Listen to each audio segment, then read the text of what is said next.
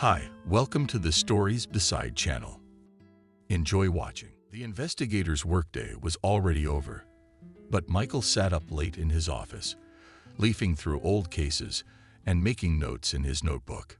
He was not yet 30 years old, but for his seriousness and thoughtfulness and thorough approach to work, the young man was called strictly by his patronymic name, practically from his first days of service. For as long as he could remember, Michael.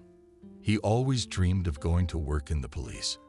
A keen sense of justice in some cases interfered with life, but also helped in life. For example, Michael's friends were as honest and decent as he was.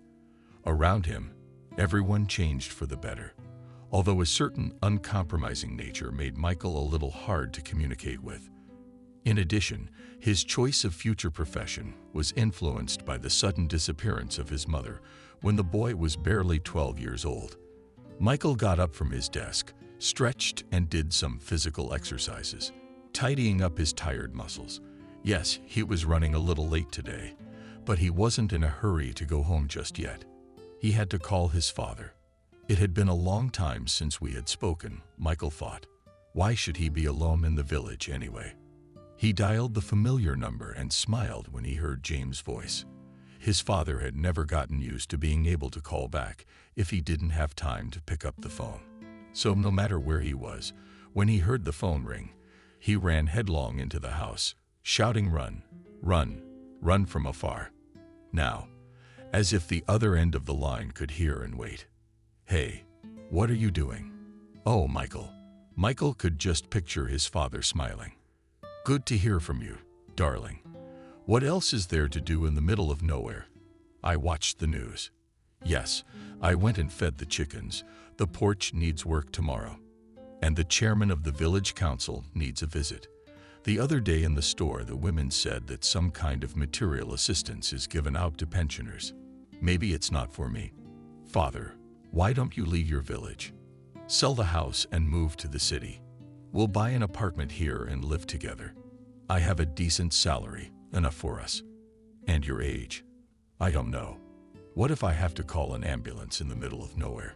It'd be a couple of hours' drive." "But what about Michael?" said James in a guilty voice. "What am I to do in your town? You can at least step outside the gate here. There are native faces all around. A word with a neighbor. Play a game of dominoes with the men there. That's the day gone by. And you know all the news. What am I supposed to do in town? Sit in front of the TV and wait for you. I'll die of boredom. Son, I'll miss the outdoors, the nature." Like every time, this dialogue didn't end at all. They did not come to any decision. Warmly, after saying goodbye, Michael hung up. Father, how he misses his father. He even misses his village and the countryside. It's been a long time since he visited. He'll have to get out some weekend, go to his native land.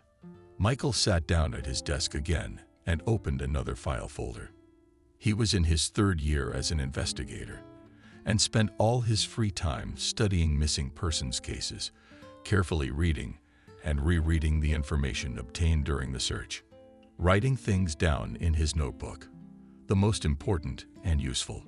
One of the main reasons pushing Michael to choose law enforcement service was his mother's disappearance. He hoped that by becoming a police investigator, he would be able to discover at least some traces, some information about his mother, and ideally even find her, if of course, she was still alive. His fingers involuntarily reached for the birthmark on his wrist. It was always like this when Michael remembered his mother. He vividly remembered his mother stroking his heart-shaped birthmark and pointing to her, exactly replicating her son's birthmark, saying, "You see, Michael, on my hand is the imprint of your heart. You and I are marked by God." Paul, looking through the accident reports over the years after Emily went missing, looked for special signs with some fear, afraid to read but a birthmark on his wrist. But thank goodness, he had not yet encountered such information. So the man did not lose hope that someday he would find his mother. There was a demanding knock at the office door. "Come in, Hannah." Michael answered loudly. He recognized Hannah, the boss's secretary, by the knocking. A young, very attractive girl entered. You've been up late again, Michael. Can I make you some coffee? Thank you, Hannah. It would be wonderful to have coffee now. Michael smiled as he saw how excited the girl was about the opportunity to talk to him. She confidently brewed coffee, pulled out scones from the bag she had brought, and invited Michael to help herself to bake. They sat down on the sofa, and Michael sipped the fragrant drink with pleasure. "Why didn't you go home yourself?" asked the young man. "Are your husbands waiting for you?" "Oh, forget them." Hannah waved. "Are they grooms? Young and green. No prospects. Nothing but fun." Michael laughed. "Are you talking like an experienced woman of 40? Or are you still so young yourself? You have to have fun too. And the fact that your fans are young isn't a disadvantage, but rather a virtue that unfortunately fades with age. And as for the prospects, so every general was once a private. If such a young man were to marry you, he'd quickly rise through the ranks." "Oh yes." "Come on, Michael." The girl turned away offended. "Why do you keep looking at me? Maybe I have other plans." She looked at the investigator with a sly smile. "And you yourself, when you get married, do you think? Always one day and night at work. You'll stay a bachelor, eating ramen on a fasting basis. Here and there you have coffee and sandwiches. You just need to find a spouse to look after you, feed you properly. You sometimes wear the same shirt for days at a time. It wouldn't be right if you were a wife. You'd always be at home at night. Otherwise, when I don't go home, you're all in the office, all looking for something, leafing through these old files. That's my job." "Hannah," sighed Michael, "it's a long day's work. It's not a normal police work day." The girl disagreed. "And you're an investigator. I'm my own boss. What if they call you from home? And you're even in the office at night sometimes." "Well, Hannah, it's my choice." Michael had long since noticed the young secretary's undisguised interest in his person. Hannah had noticed him immediately. Even when he was a young law school graduate, he got a job at the investigation committee, at first as an intern. But soon the leadership, noticing the talented intern who helped solve several cases, transferred him to the post of investigator. And since then has repeatedly marked and encouraged the guy. Once, early in his career, he inadvertently overheard a secretary talking on the phone. "Caitlin, I have such great news," said Hannah excitedly to the invisible interlocutor. "We have a new guy, an investigator, young, good-looking, unmarried. He doesn't seem to have a girlfriend either. He's so important and important. My boss said he's young, but he'll go far. And you know very well, my boss is never wrong." After listening to the invisible Caitlin, Hannah replied with her voice slightly lowered. "I'll think of something. I'm an interesting girl in every way, a little persistence, and straight to the bridal shop. Can you believe it? He's not that old, and everyone respects him by his patronymic. I don't think anyone would ever think of calling him Michael, just Michael." Then Michael only smiled. It was nice to hear from a pretty young female officer who almost all the police youths run after. Such an opinion of himself. But Michael did not take the overheard confession seriously, and in vain. Since then, a long siege had begun. Hannah tried with all her might to please her. Michael didn't want to offend her. He liked her, but no more. He had no particular feelings for Hannah. To see her like that and lose his head. No, there was no such thing. But the siege had been going on for 3 years. And the girl was not going to give up her plans, persistently and systematically continued to flirt. "Bring me home." "Michael," he heard Hannah's voice, "because it's too late for buses, and I'm afraid to take a cab alone. And I live in the middle of nowhere." Michael was aware that Hannah was asking for a visit, but he didn't let on. "I'm sorry, of course. I still have a lot of work to do. I won't be going home anytime soon, and I might even spend the night. Why don't you ask one of the guys? They'll have you home in a squad car in no time, even with a blast of music." She pressed her lips together in an insulted way. "I can get home on my own. Goodbye, Michael," she grudgingly. Out she went, and the young researcher plunged back into the study of old unsolved cases. It was well past midnight when Michael closed the last file for the day and rubbed his eyes tiredly. It was all in vain again. Again, not a clue, not a clue, not a hint. Where to look for his mother? Michael closed his eyes, and the memory was vivid again, as if it had only been yesterday. He remembered that very day. He had recently turned 12 years old. The school year had already ended, and the summer vacation, so long awaited by all the boys, had come. In summer in the village, the boys and girls spent half the day on the river, swimming, bouncing in the water, jumping with bungee cords, and diving from the bank. In a word, we had a lot of fun. And then, when we were a little bit cold, we made a fire on the shore and baked potatoes we brought with us in the ashes, and ate them, burning and smearing soot on our faces. It was inexpressible, cheerful, and delicious. Then they sat on the shore, lazily, talking and sharing local and village gossip. Michael remembered Sarah's daughter being the village's first gossip girl that day. Baba Madison squinted slyly and muttered, "Oh, what do I know that I heard yesterday? How my mother talked to the neighbors. And what did she say? Tell me, don't keep me in suspense." The guys asked for it. "Michael, don't be offended." Sarah asked. "It's about your mother." The boy muttered at first. "Mama said that your mama's Aunt Emily had a visit from the foreman. He's got your mother's head all messed up. She said she forgot about her family. So, she's lost her conscience." "That's not true." Michael jumped up. "Your mama's a liar. Everybody knows she's a gossip monger, spreading gossip all over the village. My mom's not like that." "Well, I don't know. That's what I heard." Sarah was offended.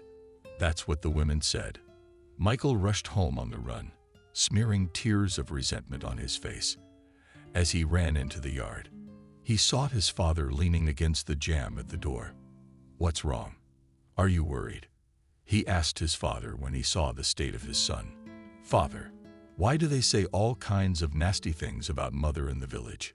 Blinking their eyes, asked the boy. "But you," what the father sighed, "do not believe anyone. Son, this is the village. There's nothing without gossip. And do not think bad about your mother. She only loves you and me." "That's true." The boy smiled hopefully, and the tears dried as if on cue. "Of course it's true, Michael." James hugged him. "Our mother will always be with us. Don't listen to anyone, ever." Then the gate creaked and Emily came into the yard.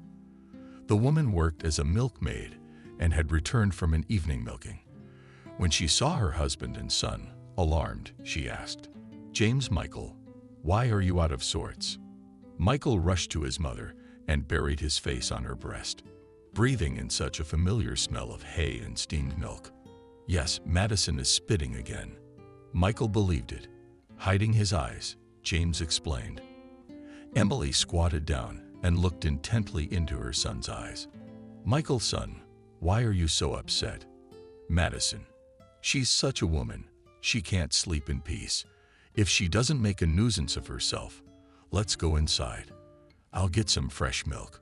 All at once calmed down. Michael went into the house with his parents, and together they drank milk and buns that his mother had baked the day before. At night, through his sleep, the boy heard his parents' strained voices, discussing in a low voice behind the wall.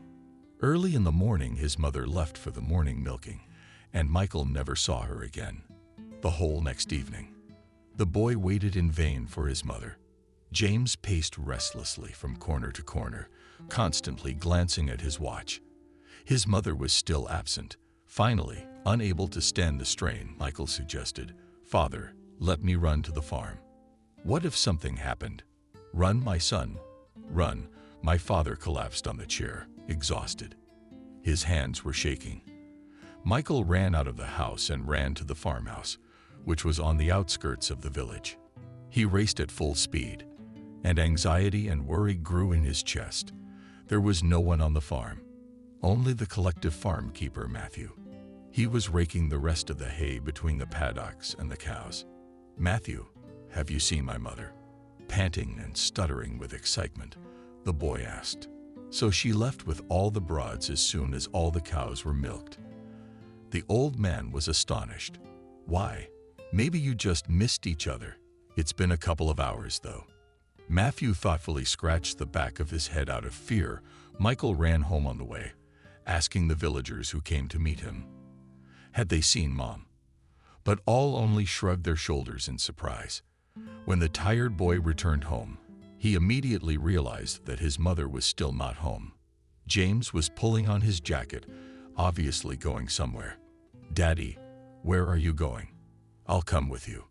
"Son, I'll go look for her myself. You stay home in case Emily comes. There's no one at home. We'll look for each other in the village." And the father, without waiting for his son's answer, went out of the gate. James returned, only in the morning, tired and upset. Why did Daddy rush to him? Did Michael find out anything? "No, son," Dad shook his head. Looked all over, even went to the nearest woods. No sign of her, only the handkerchief he found in the field. James pulled out a mottled mother's handkerchief from his bosom. She went to work in it. What to do? Shocked, Michael asked, "We must go to the police in the city. In the morning we will go to the policeman, and then he will tell us what to do." During the night, father and son almost did not sleep a wink.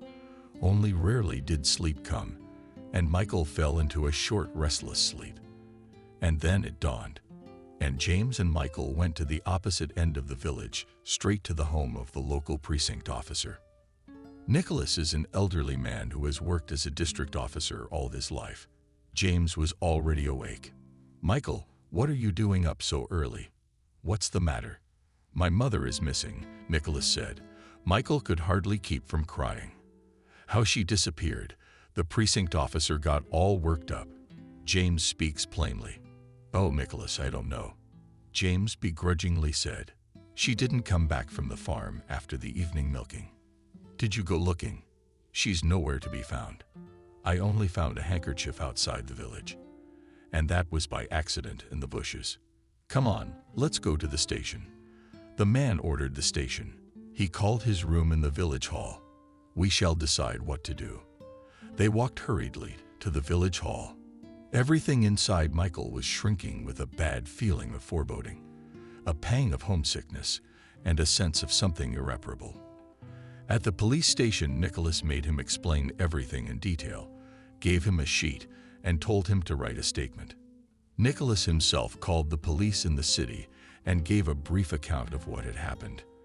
As expected, the investigation was promised to start in 3 days, but Nicholas was asked to start it on the spot.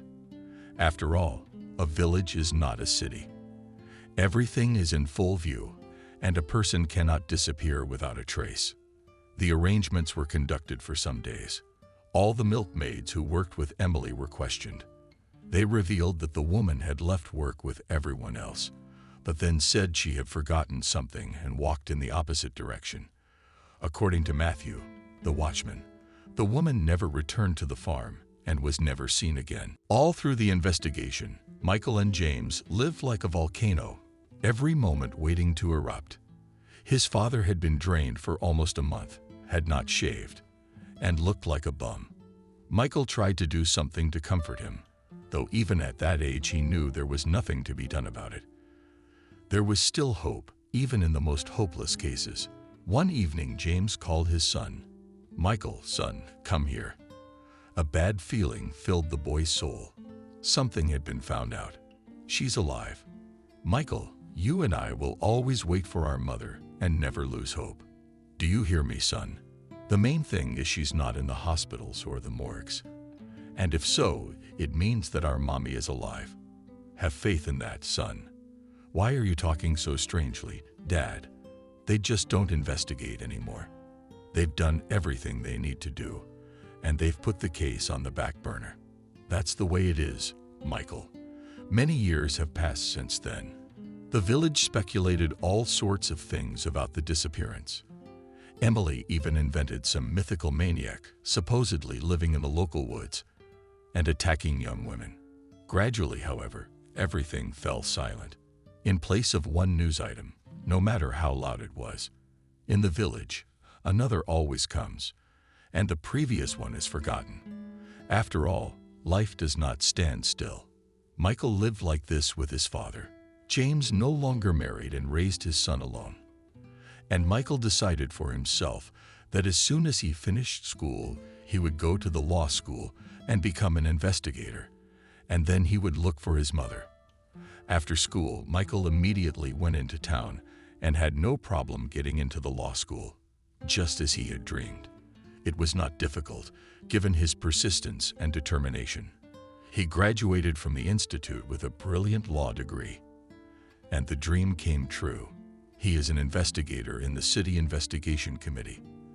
That's what he's been doing now for 3 years, every spare minute, searching for his mother's case files.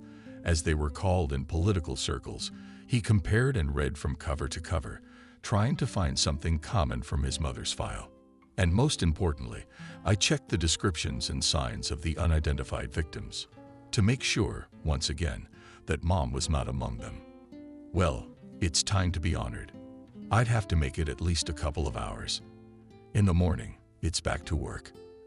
Accidents and crimes, serious and not so serious. Nevertheless, your head must be rested. Michael once again pondered, should I go to my rented apartment or stay the night in the office, when suddenly the phone rang on the landline. Speaking, Michael picked up the phone. Michael, it's the desk clerk. Could you come down, please? We've had an unusual incident. I'm on my way. The man dropped and hurried toward the exit. It was fortunate that the investigating committee was in the building of the police department. In case of an emergency, you don't have to rush from one end of the city to the other. When Michael came down to the first floor, he saw an interesting scene. There were 2 women of indeterminate appearance standing at the reception desk, obviously of no fixed abode. One of them was carrying a large bag, and something was squeaking and rummaging in it. What is going on here? Michael came to the window. Yes, that's Michael. These ladies claimed to have found a baby in the garbage dump. That the man could not believe his ears. Immediately call an ambulance, he ordered, and took the bag from the women's hands. Both homeless women stepped back against the wall and sat down on the bench. Michael unzipped the bag and actually saw the infant. The baby was in a diaper, but didn't look hurt at all. It wasn't even crying, but was looking at him with huge clear eyes and was babbling something in its own language that he understood. God, what a baby. The investigator exhaled. What has happened to you? The little one. What kind of a mother of the heart has abandoned you in such a cruel way? At that moment, the ambulance arrived, and the doctor immediately examined the baby. At first glance, the baby did not appear to have any injuries, but the baby was taken to the hospital for further examination. Now we can start questioning the women who brought the find to the police station, except that the women, taking advantage of the commotion, disappeared. Where are the homeless people? Michael asked the officer on duty. The bastards almost bellowed out the officer on duty. The young lieutenant was a little distracted, and they disappeared. Congratulations, Lieutenant. Michael grumbled unhappily. Not only do we have to look for the good-for-nothing mama, we lost the witnesses too. Did you get any statements or at least ask what they said? Well, they said they went around our neighborhood, looking through trash cans for food or anything useful. For food, Michael mocked. Speak in normal language. Excuse me, Michael blushed. The lieutenant was looking for something clear, or a piece of clothing, and stumbled across this bag. Thought they found something useful. And there's a kid in there. Scared they didn't have a phone, of course. So they brought it here. Did you write down any information? So what's their information, Michael? Bums, in a word. Lieutenant's pissed off. Michael, I'm gonna have you reprimanded for inconsistency. What do you mean, homeless? Do you have any information at all? Use your brain. And remember, maybe they addressed each other by their nicknames. You've noticed any special features? Lieutenant, get your good name back. The young officer on duty became blotchy with exertion. He closed his eyes, trying to remember every minute. Michael didn't push it. He knew not to get in the way. Let him remember. Finally, The lieutenant spoke excitedly. Remembered Michael. Honestly, he remembered. Well, say it quick. Better write it down right away before I forget again. One of them, who was holding the bag, called her friend Brianna. The other one called her Kaylee. Also, the other one, who is Brianna, has a birthmark on her wrist that looks like a little heart. Michael suddenly felt the ground leave his feet. His head rumbled, and he asked again with a dry lip. Like you said, the birthmark on his wrist is shaped like a heart. It's like that. He nervously unbuttoned the sleeve of his shirt and showed me his birthmark. The stunned lieutenant nodded at a loss. Yes, almost like that. What's this all about, Michael? You know this woman. Is she a relative of yours? That's my mother, Lieutenant. Michael ran out of the police headquarters in great excitement and ran up and down the nearby streets trying to find those women. But all was in vain. They had disappeared into the police station. Michael returned after several hours of pointless searching, utterly devastated. He went up to his office, silent, trying not to look at the officer on duty, and collapsed helplessly on the couch. What kind of an idiot was I? Thought Michael, cursing himself with the last words. And the lieutenant himself acted like a rookie, dabbling with the little guy, and did not care about the witnesses. Could that bum really be my mom? Coincidences like that just don't exist in nature. Then why Brianna and not Emily? All questions. Only now I knew exactly who to look for. Not like the last fool to run through the streets, but to send the police inquiries in search of these women. Draw up sketches. Maybe someone will find out. It's a big city, of course. But there's no such thing that any of the informants interviewed won't say anything. After all, you have to go to homeless shelters, to places where homeless people live. There's a whole system of investigation. But I was so smart and educated, I gave in to my emotions and wandered haphazardly around the city. In a word, the sleep vanished like a lightning bolt. There was no sleep left in any eye. Michael got up, went to the bathroom, rinsed his face in the sink, looked at himself in the mirror, and said things were looking up. Congratulations, Michael. As they say, the ice has broken, gentlemen of the jury. When Hannah looked into the investigator's office in the morning, she was surprised at how much the man had changed overnight. He was alert, cheerful, and determined. Michael, you look so happy. What's the matter? They say they found a baby in the trash last night. Yes, Hannah, they did. The hospital called, and the baby is fine, perfectly healthy. Why are you so happy? The girl didn't understand. Oh, Hannah, Michael smiled. It's a boy. And he's alive. He'll live. Do you want to come with me to the hospital? We'll pick up the bag and the diapers we found him in. Of course, I'll be right there. Hannah said yes. I'll ask the chief for an excuse. Half an hour later, the young people were on their way to the hospital, while Hannah went to the baby. Michael took the necessary things from the chief physician and went into the room where the boy was temporarily placed. As he entered, he stopped in amazement. At the window stood Hannah, gently holding the baby in her arms and softly saying, "How little you are, how sweet you are. Don't be afraid. Don't be afraid of anything. You are in good hands now, and nothing terrible will happen to you." How beautiful Hannah was with a baby in her arms, and why hadn't he noticed before that Hannah was so beautiful? And how easy was it to imagine her as a mother? It was as if he was seeing her for the first time. He shook his head, pushing the unexpected thoughts away, and walked toward her. "Did you two meet?" Hannah turned her radiant face to him and said trustingly, "Michael, he is so beautiful. Where will he go now?" "Well, I don't know. Probably to an orphanage. Will someone there adopt him?" Suddenly, Hannah clutched the boy to her and turned away. I don't want to part with him. Michael, what is happening to me? It is as if I have found my child." "You calm down." Hannah confused Michael. "It will pass. You and I will visit him. You are still very young. You will have many children of your own." "How silly you are, Michael. The investigator. The girl flared up. How will it pass when I have already felt with all my heart love for this little one? What's that got to do with your kids? And in general, I'm 25 years old. I'm ready for motherhood. I feel it from the inside. And I want this baby. All right. Give me the boy and let's go to work. They won't give you the baby anyway. At least right away. You're not married. And they're going to choose a full-fledged family. There are a lot of formalities. Hannah and Michael went back to the investigating committee. They were silent the whole way, immersed in their own thoughts. At the office, Michael suggested we have coffee. No, thank you, Michael. Unexpectedly cold, Hannah said no.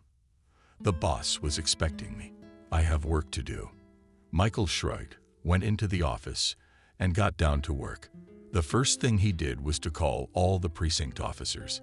He told them that he had sent out the names and information about the 2 homeless women and told them to start looking for them right away. Next, Michael decided that he had no right to withhold such important information from his father and dialed his number. "Father, hello," he said into the tube. Hearing my native voice, "I really need you to drop everything and immediately come to me in town.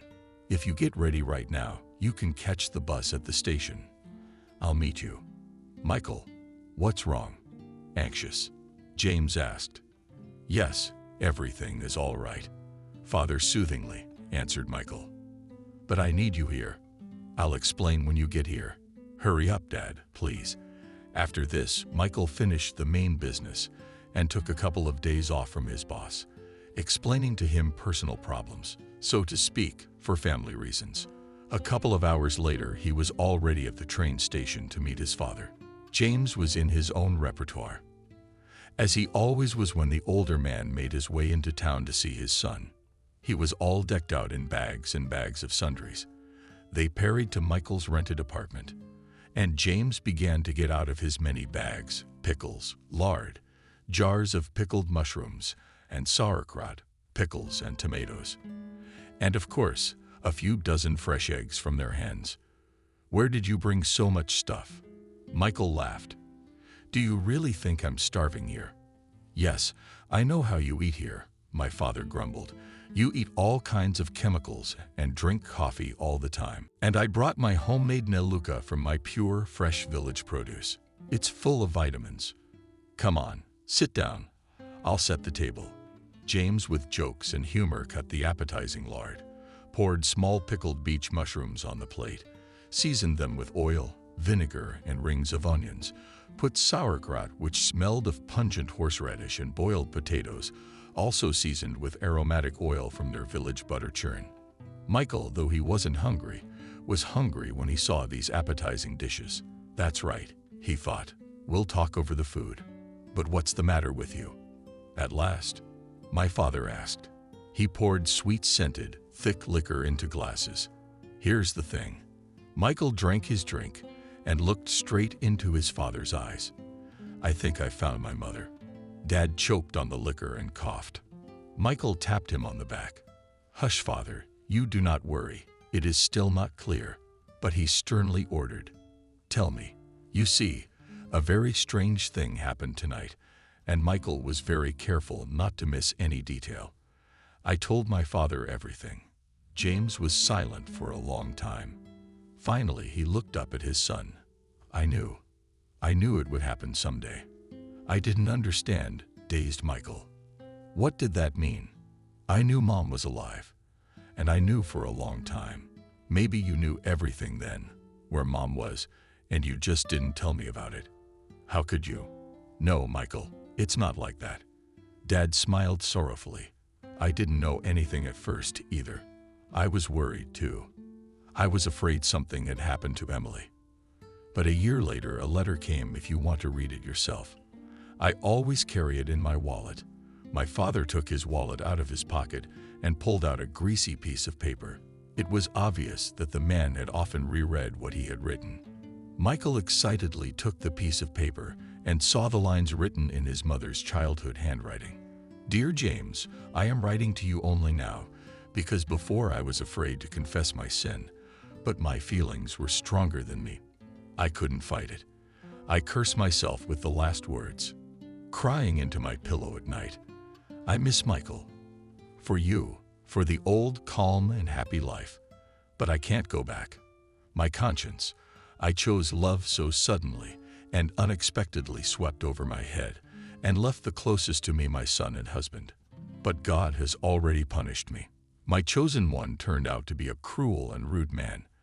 And I know in my heart, it's not going to end well.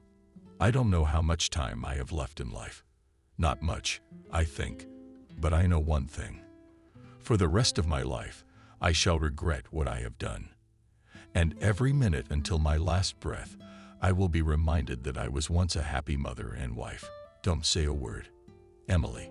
The line sprawled before Michael's eyes, treacherously filled with tears. He dropped the letter and covered his face with his palms. How could it be, Father? Why didn't you tell me? All this time, I was afraid of only one thing, that Mother was dead. In every line of the letter, there is such pain, such shame, and such anguish that I should have looked for her and saved her a long time ago. Where to look for her, my son? My father spoke bitterly. There was no return address, not even a postmark. Maybe she passed it on with someone.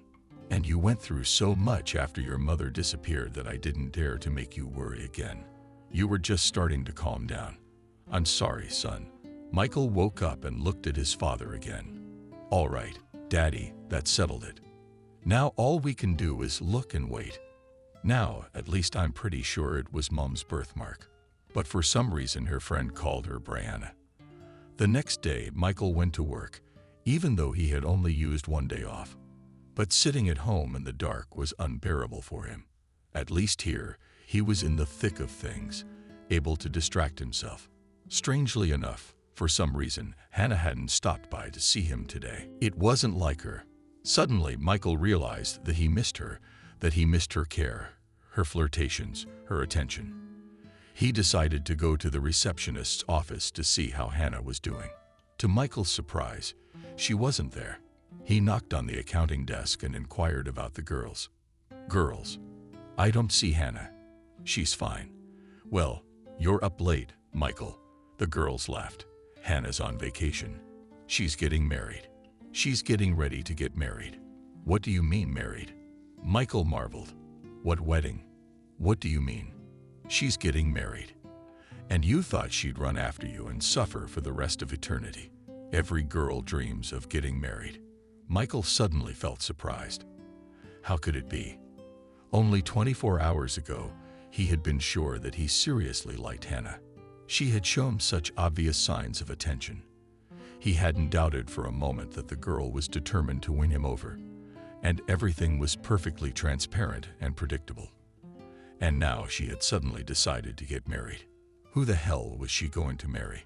Michael made his way into the study and felt cheated. For so many years, Hannah, the faithful suitor, had been there all the time, making coffee, bringing pastries, treating him, taking care of him. And suddenly it all went somewhere else. And the girl really was a great cook. So why did she suddenly change? Maybe he hurt her in some way. But Michael, having analyzed his behavior with Hannah, could not find anything he said that could so offend or insult her. All right, that's enough. Michael decided to talk about it later. Enough sadness. There were still a lot of important things to do, and the most important of them was to find his mother. The investigator took a call to the precincts to find out the results of the search for homeless women. But, unfortunately, there were no results. Then he began to study the bag, in which there was an abandoned baby. A bag like a bag is a large household bag, obviously old, used for many years, in some places white to holes. Looking carefully inside the bag, Michael suddenly caught his eye on a piece of paper. He carefully pulled out a small piece of paper and took a magnifying glass to see what was written on it. And so it was. It was a scrap of an ordinary supermarket receipt. The man carefully put the scrap of paper in a plastic bag and ran to the lab to give it to the experts. They would be able to squeeze what they could out of the scrap of paper. The diaper didn't tell us anything. It was an ordinary baby diaper, like millions of them, with no identifying markings or signs. Suddenly, the phone rang. "Listen, Michael, I think I have something for you." He heard the contented voice of Christopher, an elderly policeman from the outskirts of town. "Go ahead, Christopher.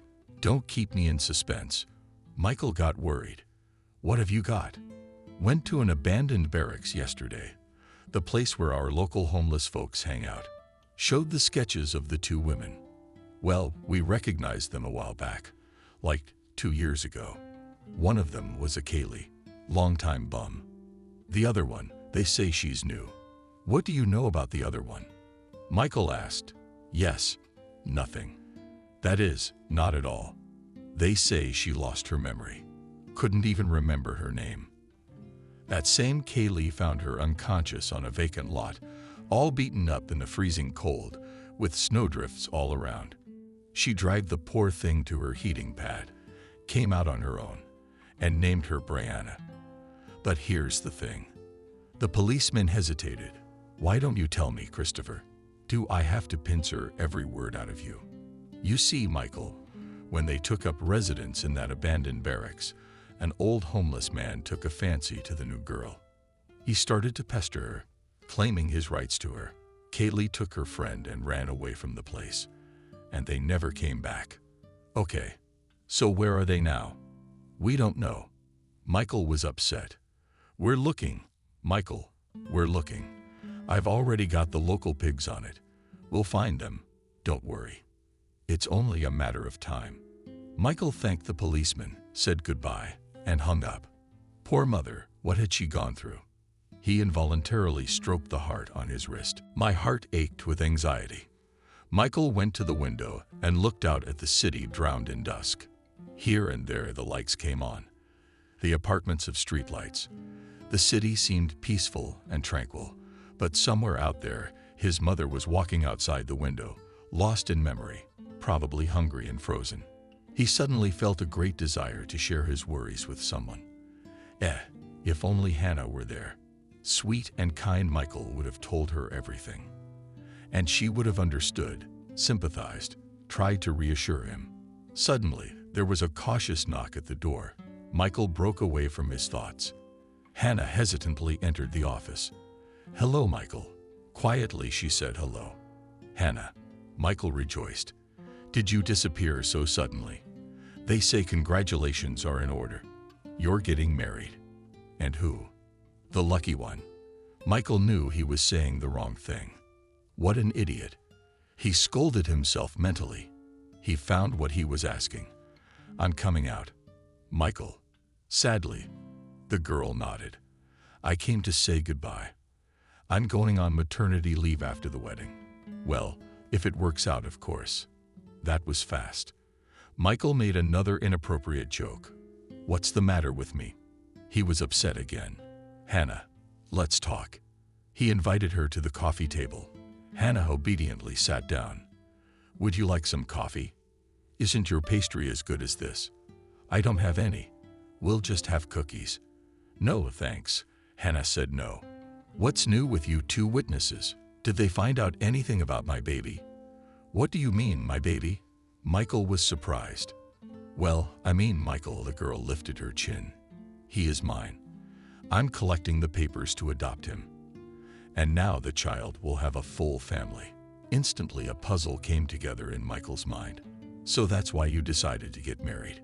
What did you think, that I would dedicate my whole life to you?"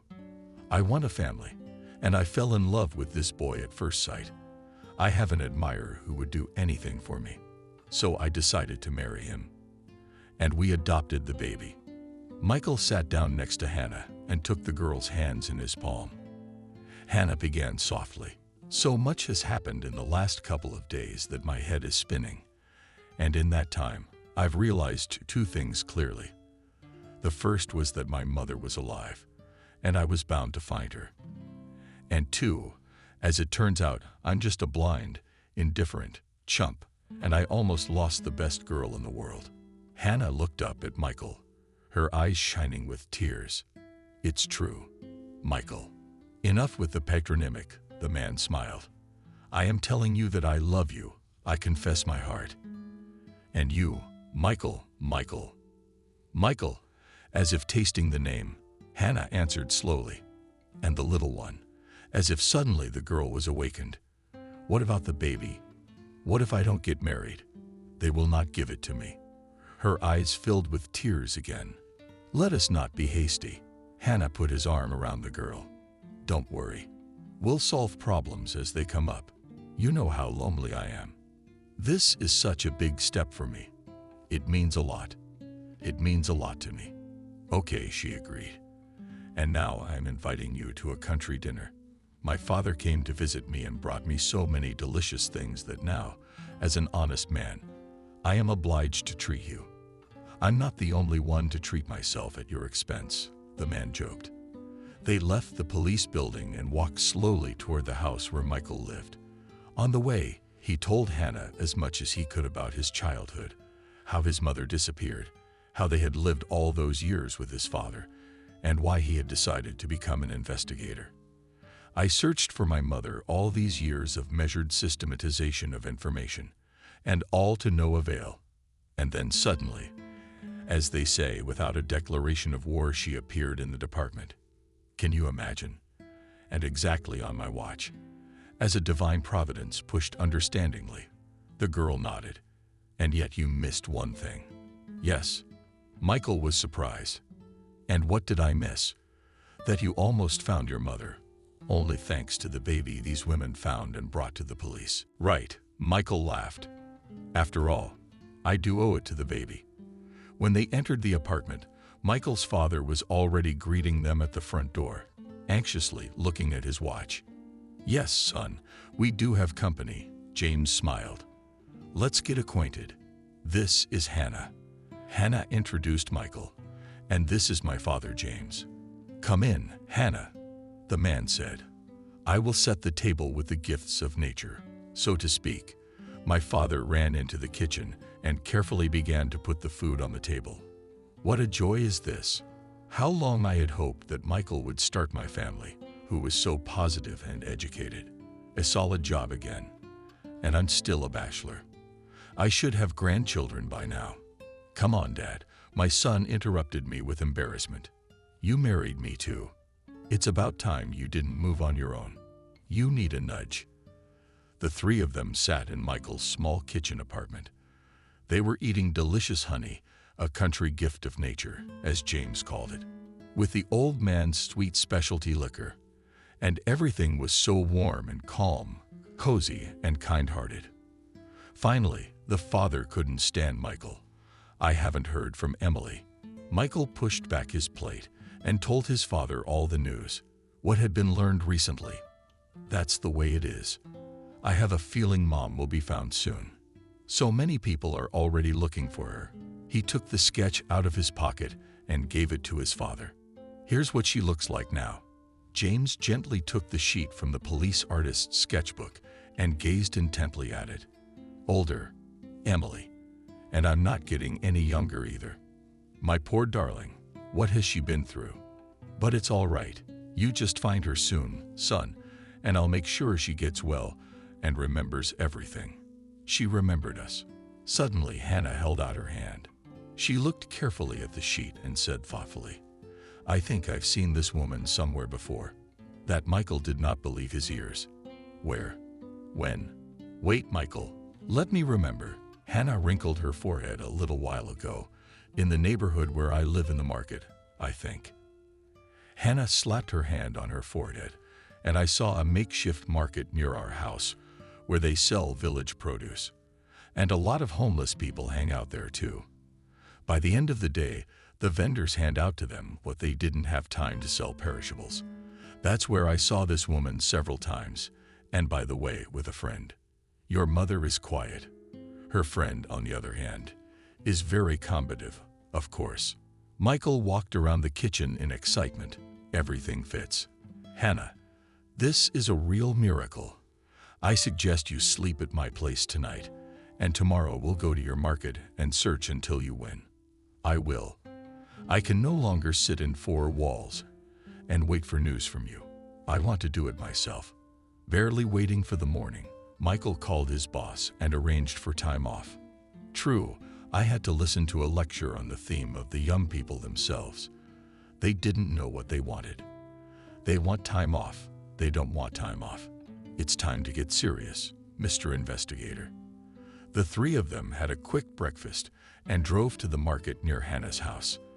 The market was still just filling up with vendors. The occasional passersby glanced around the stalls, looking for what they had come to the market for. Gradually, the rows of booths filled with vendors and customers. But Michael searched in vain for a familiar face in the crowd. Finally, he turned to his father and Hannah. "Maybe in the evening. We'll be back by the time the market closes," Hannah agreed. But James strongly resisted. "Well, no, Raz Emily is here. And it's the only place you know where you can see her. I'm not going anywhere. You guys can do whatever you want, but I'm staying. I can manage on my own. You go ahead. You take care of your own business. I'll sit here on the bench. I'll wait. I'm used to waiting a long time, if God wills. And I see Emily. I'll bring her to your apartment, and then we'll think it over." That's all settled. My father stayed at his post, and Michael and Hannah went to the hospital to visit the foundling. However, the hospital surprised them. "And your baby was taken to an orphanage. The child is perfectly healthy. What would he be doing in a hospital?" Hannah, upset to the point of tears, leaned against the front door of the hospital and closed her eyes. "Don't worry, Hannah," Michael reassured her. "We will find our boy. Let me check exactly where he has been sent. Then we will follow him right away." When they arrived at the orphanage, they saw a bleak picture. There were little children playing in the nursery.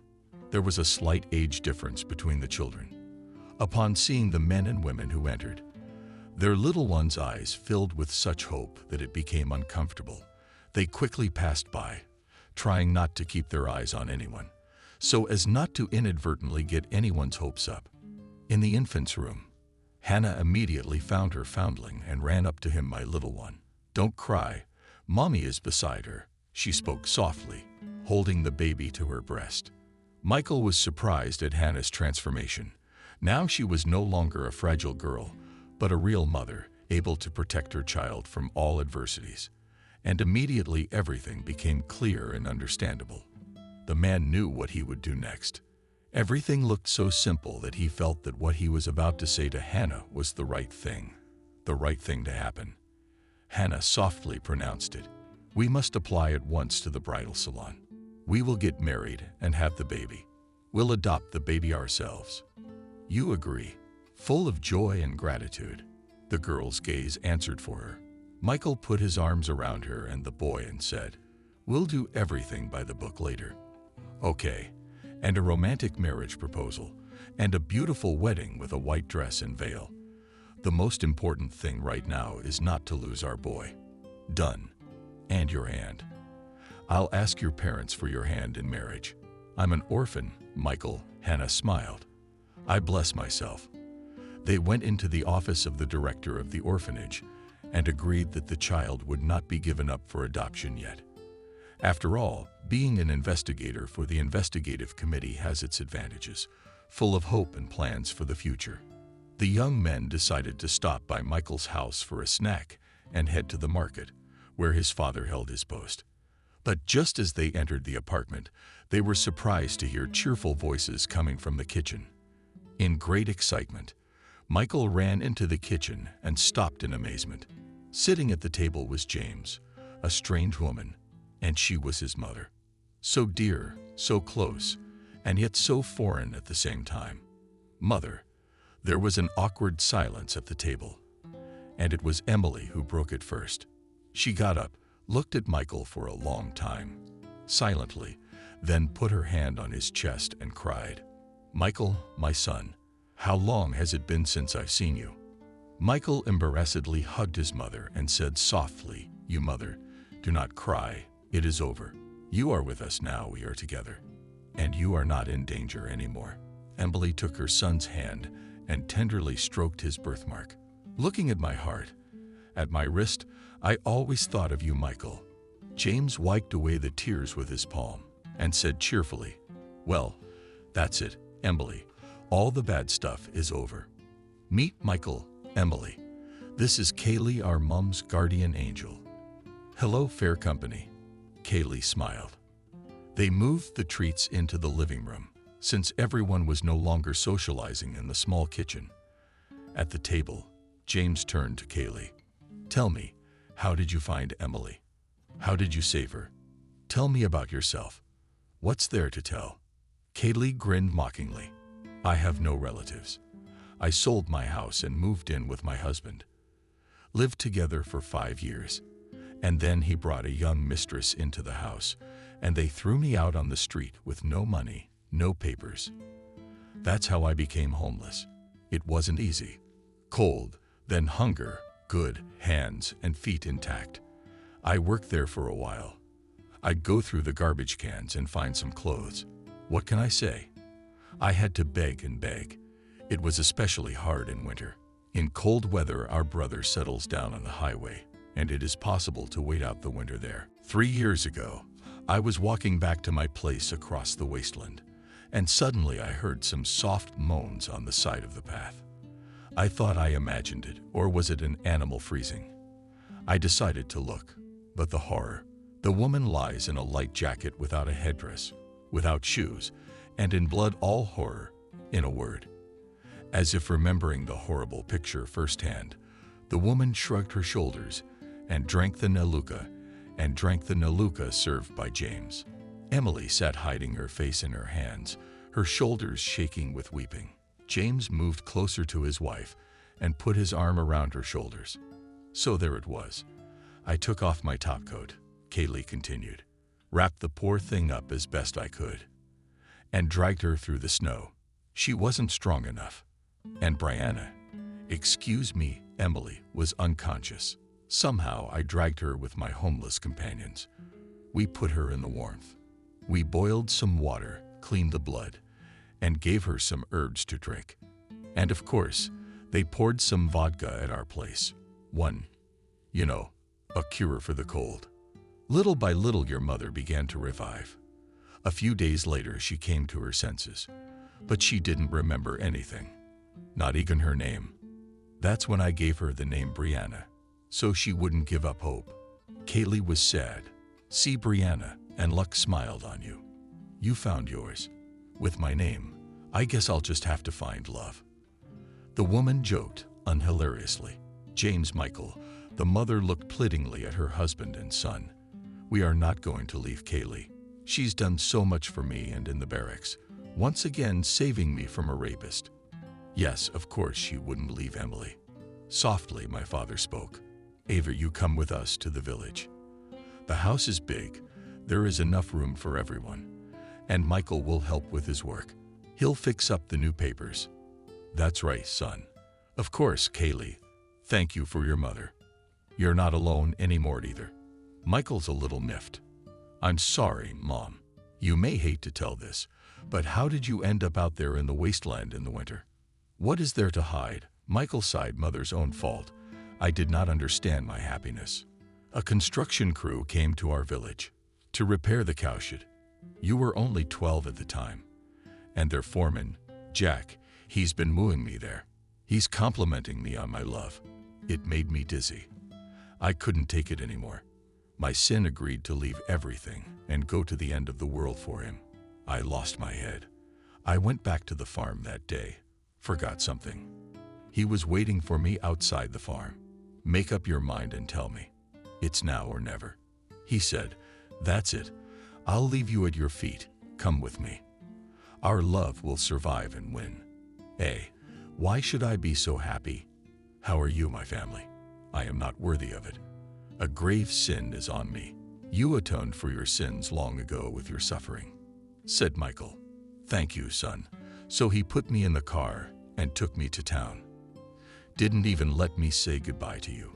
He says you'll tell me later. But how did you get there? Locked me in the house, wouldn't let me talk to anybody, wouldn't let me go anywhere alone, controlled me in everything, forbade me to make acquaintances, to be friends with my neighbors.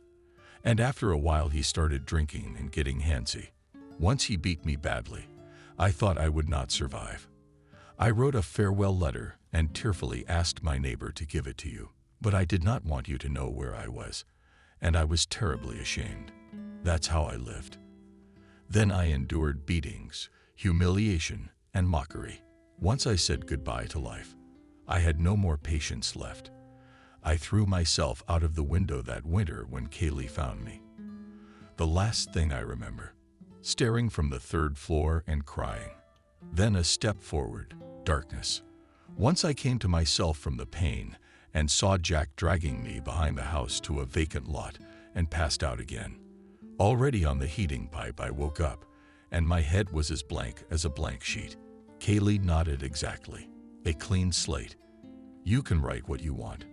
I had to learn everything. We went to the market today. Maybe we'll get lucky and get some groceries. I looked over and Brianna was standing there, shaking, tears streaming. And James runs up and starts hugging me and sobbing. It was like an Indian movie, and I started crying myself. Everyone laughed mentally, thanking Kaylee for lightening the mood. Then the night of the meeting slowly turned into an evening of memories. Soon, intoxicated, the older generation started to sing folk songs, and Hannah whispered to Michael, "Maybe we should leave them and go to my place. I have a small apartment, but my own. I got it after the orphanage." Michael nodded and turned to the people at the table. "You stay here, and Hannah, and I will go to her place. Hannah, it was very nice to meet you." Emily came up to the girl and hugged her gently. "You are very nice. I hope we will be twins soon. My son will be very happy next to you. I can see that you love him." The next day, Michael and Hannah went out early in the morning, right in time for the opening of the bridal salon, to apply and set a wedding day. The facility staff stepped in for the newlyweds-to-be, as the case involved the adoption of a child, and set a date for the wedding as soon as possible. The three delightfully spent days together flew by, and Michael and Hannah had already gone to work in the morning. James, Emily, and Kaylee left for the country, making the young ones promise to call more often. Finally, Michael set about finding the mother and child who would soon be his and Hannah's son. After all, the criminal Mother Cuckoo who had condemned the baby to death had to be found at all costs and punished to the fullest extent of the law. On Michael's desk was already awaiting the expert report from the lab, from the scraps of receipt found in the bag. They managed to find out the number of times and the name of the supermarket. Michael, taking the police officers with him, immediately went to the address. Going through the store's video footage for a specific time and date, the investigator saw a man buying groceries. One of the supermarket security guards immediately recognized the customer. "This is our regular customer. What's his name?" "I don't know, but he lives around here." After taking a picture of the videotape, the police went to nearby houses, presenting the pictures and conducting interviews. Soon they were in luck. The janitor of one of the houses immediately identified the man in the photo. "That's Jack from the third floor." From the same concierge, Michael learned that a young girl lived with Jack, whom he introduced to all the neighbors as his niece. Only she was hardly ever seen. She was always sitting in the apartment, so no one knew anything about her pregnancy. Without a second's hesitation, Michael and the police officers approached Jack's apartment and rang the bell. The door was opened by a frightened, exhausted girl of about 18 with visible signs of beatings. "Where is your Uncle Jack?" Michael asked sternly. "He's not my uncle." All of a sudden, the girl burst into tears. "He is my jailer, my guard and tormentor." She told me that 3 years ago she had been begging at railway stations. Her parents had died, and it was no longer possible to live in the old house. She went into town and was taken to the train station. Jack brought her home, got her drunk, fed her, bought her clothes, and promised to take care of her. Michael realized from the first minute that there were no such things as coincidences. Both the Jack in the mother's story and the Jack in the poor girl's story are the same sadist. Such twists of fate, as Kaylee would say, Indian cinema. "So how is it that you got rid of the baby?" Michael asked. "After all, I am not mistaken. Have you recently had a baby?" The girl burst into more tears. "He didn't want a baby, And when I found out I was pregnant, it was too late to get rid of it, and I was cooped up the whole time. Then he delivered my baby. I was in labor for a long time and fell asleep when I woke up. Jack said the baby was dead and he buried it. I didn't believe it. I didn't believe it. The girl was already screaming hysterically. Suddenly, there was a loud shout from the doorway. "What is going on here? Who are you? And what do you want in my house?" "Calm down, citizen."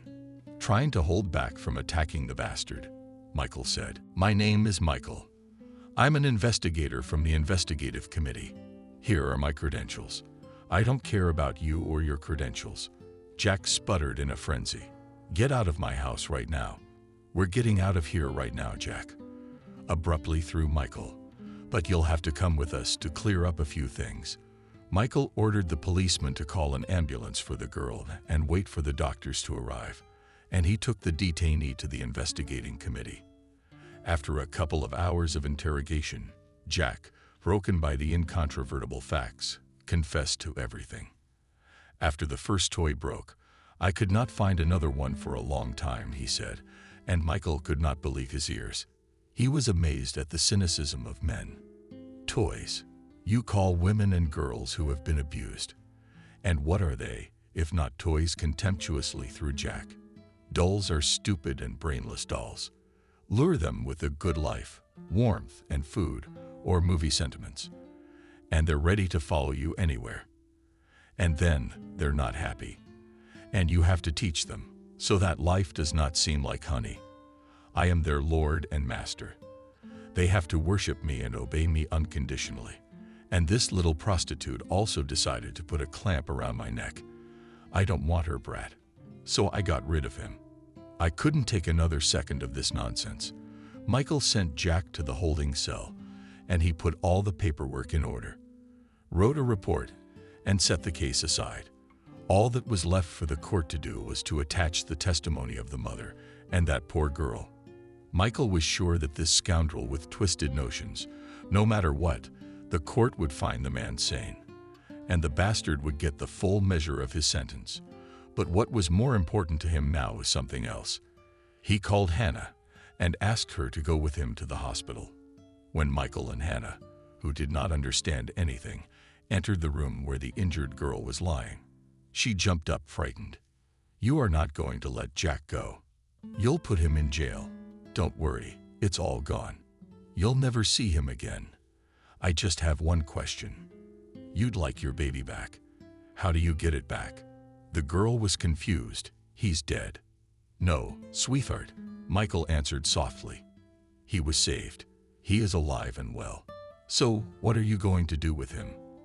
Suddenly she pursed her lips and looked at the window with hatred. "I don't want that child.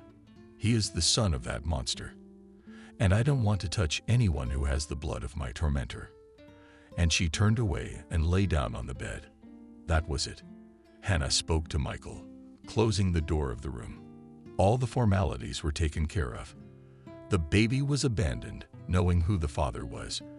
And you still want to adopt him. Michael, but the baby isn't guilty of anything, is he?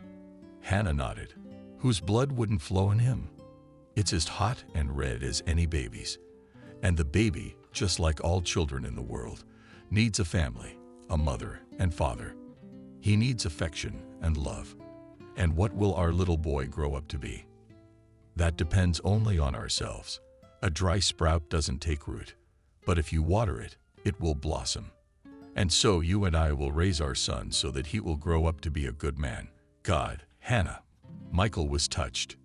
You are still young, but you are already so wise. A year later, Michael and Hannah came to James and Emily in the village on vacation, and their little son Christopher would love to spend some time in nature at his grandparents' house.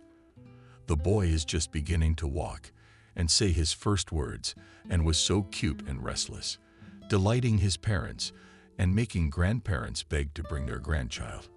In the evening, when Christopher fell asleep, the adults gathered in the courtyard in the gazebo, where Emily set a table prepared by James, with gifts of nature and displaying his signature liquor. Soon Kaylee, Emily's friend, came over as well. The woman considered herself a second grandmother, Christopher, and often fought bitterly with her friends for the right to babysit the boy. Kaylee, too, was touched by the change. She met a good widower man in the village and moved in with him. Soon they want to formalize the relationship. They all sat together in the arbor, drank liquor, ate mushrooms and cabbage, talked quietly, and shared the news. And everyone in their hearts thanked God that life had mercy on them. They had found family, love, peace, and happiness.